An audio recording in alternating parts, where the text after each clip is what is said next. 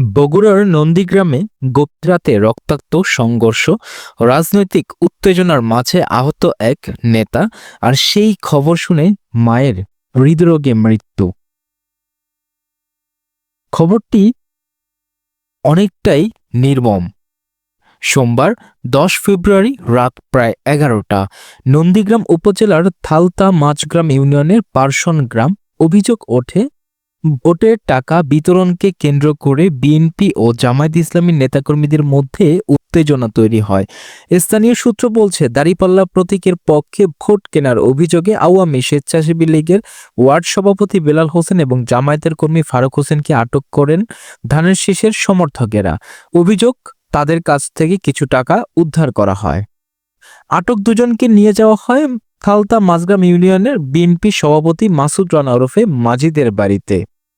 এরপর পরিস্থিতি উত্তপ্ত হয়ে ওঠে।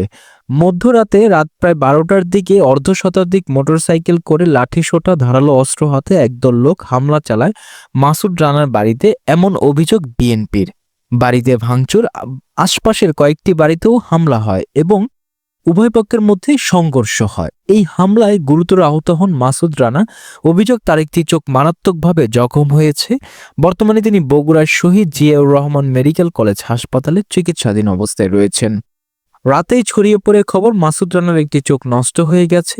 পরিবারের সদস্যদের দাবি, এই খবর শুনে তার মা মাজেদা বেগম ভয় ও আতঙ্কে হৃদরোগে আক্রান্ত হন। অল্প সময়ের মধ্যে তিনি মারা যান। একই রাতে ছেলের গুরুতর আহত হওয়া আর মায়ের মৃত্যু, পরিবারটিতে নেমে আসে শোকের ছায়া।